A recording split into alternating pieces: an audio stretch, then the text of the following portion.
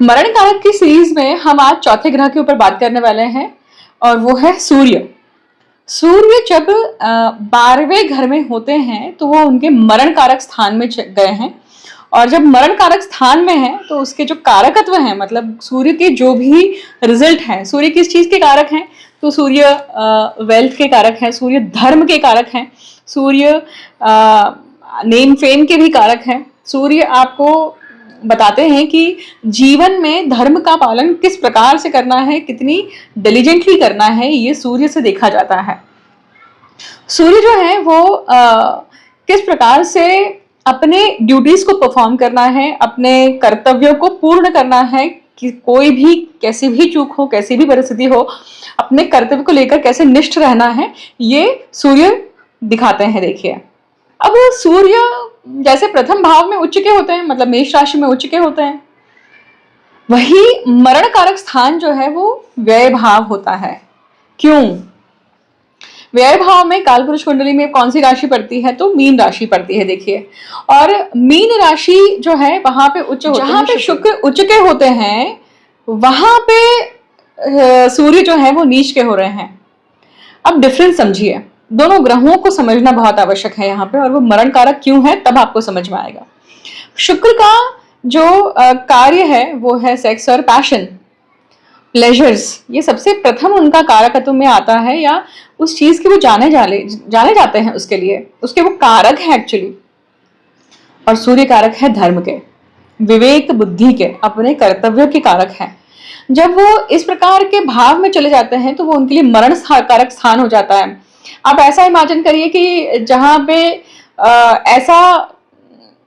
ऐसा घर है या ऐसी जगह है जहां पे केवल और केवल इस प्रकार का वातावरण है, मतलब वहां पे सेक्सुअल वातावरण है, या जहां पे गणिकाओं का वास होता है, और वहां पे आकर व्यक्ति जो बर्ताव करता है, क्या वो धर्म सम्मत होता है? नहीं होता है। तो व्यय भाव इस वातावरण को नहीं, इस सुख को दर्शाता है, शैया सुख को दर्शाता है। और सूर्य ये जो है ये धर्म को दर्शाते हैं। सूर्य धर्मबद्ध होकर जिसके साथ में विवाह बंधन किया है, उसी के साथ में उस बंधन को जीना या उस बंधन को पूरी तरह से न्याय देना, ये सूर्य सिखाते हैं। तो व्यय भाव में जब सूर्य आते हैं तो वो वैसा करने के लिए अलाउड नहीं होते हैं, तो ये उनके लिए मरण कारक स्थान हो जाता है। अब मरण कारक स्थान का और एक कारण है। देखिए, सूर्य जैसे नवम भाव के भी कारकत्व में कारक माने जाते हैं। क्यों? क्योंकि वो धर्म को प्रोटेक्ट करने वाले हैं। वहां षडरिपु में मत्सर्य जो होता है, मतलब जो डाउनफॉल सेक्स के कारण आता है, मतलब काम भावना में बहने के बाद में व्यक्ति जो अपने धर्म को छोड़कर कार्य कर बैठता है, उन भावनाओं से आसक्त होकर कार्य करता है, तो वहां पे वो उसका मत्सर्य होता है। और सूर्य जब ऐसे मरण कारक स्थान मतलब 12वें भाव में आते हैं तो इस प्रकार का काम होता है, इस प्रकार का कर्म हो जाता है व्यक्ति से। ऐसा कहा जाता है कि अगर हम अष्टदल पद्म, ये जो ज्योतिष का एक जो भाग है, इस भाग में अगर आप समझेंगे तो कहा जाता है कि जो भी जातक सूर्य की तिथि पे बॉर्न हुआ है, मतलब जो तिथियां सूर्य से अधिष्ठित हैं, मतलब जिन तिथियों का जो स्वामी है वो सूर्य अगर है, उन तिथि पे अगर व्यक्ति बॉर्न हुआ है, उसका जन्म हुआ है, तभी वो ऐसी वीकनेस से बाहर निकल सकता है। मतलब इस वीकनेस पे वो पूरी तरह से विजय प्राप्त करके बाहर निकल सकता है और इस कर्म बंधन से अपने आप को मुक्त कर सकता है। एक और जो बात कही जाती है सूर्य को लेकर ये भी है कि जब व्यय भाव में सूर्य चले जाते हैं तो वो खड्डे का भाव है, वो खर्चे का भाव है, वो ट्रैप का भाव है, वो प्रिजन का भाव है, केज का भाव है। जब सूर्य ऐसे भाव में जा रहे हैं तो सूर्य क्या है? सूर्य किसी के अधीन नहीं है, सूर्य लोनर है। सूर्य आकाश मंडल में ग्रह राजा हैं, जिनसे सभी बाकी ग्रह क्या लेते हैं? उजाला लेते हैं। और अगर व्यक्ति का कर्म बंधन कुछ ऐसा रहा है जिसके कारण उसे बंधन में रहना पड़ रहा है, उसका स्वभाव नहीं है, परंतु अगर उसे किसी बंधन में रहना पड़ रहा है तो भी वो मरण कारक अवस्था होती है।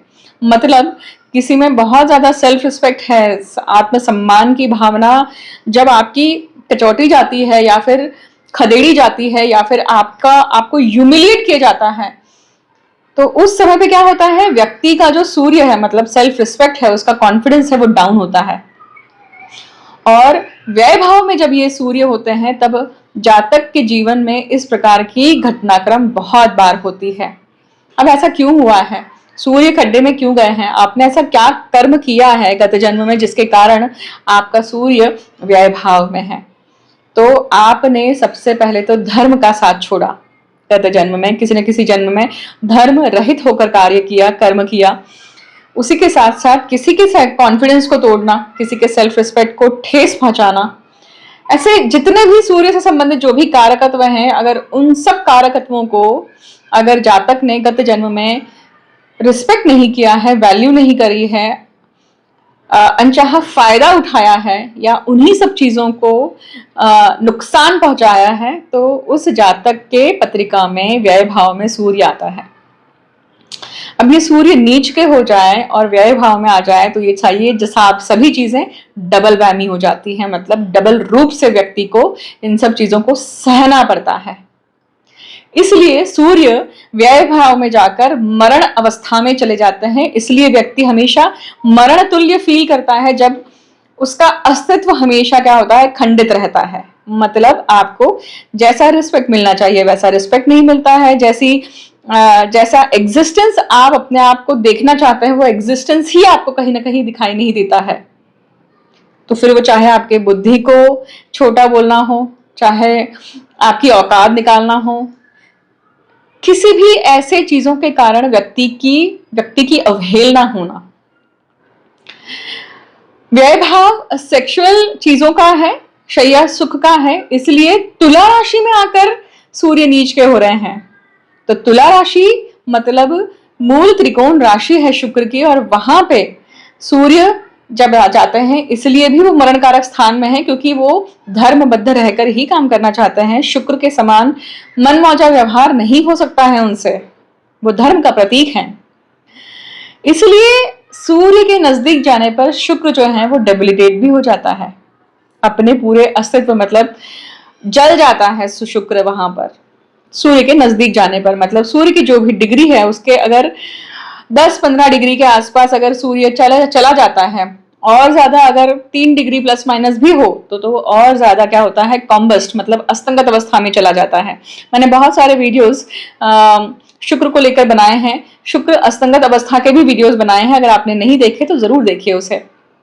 इस प्रकार से हम सूर्य के कर्म बंधन को और प्रारब्ध को समझ सकते हैं। अब इसमें बहुत सारी वैरायटी आएगी, इसमें बहुत सारे अलग अलग भाव या अलग अलग व्यक्ति या जातक के कर्म आएंगे। क्यों? क्योंकि हर व्यक्ति की पत्रिका यूनिक है, हर व्यक्ति के कर्म बंधन अलग है, और वो क्या है उसे समझने के लिए आपको ज्योतिषी के पास जाना पड़ेगा।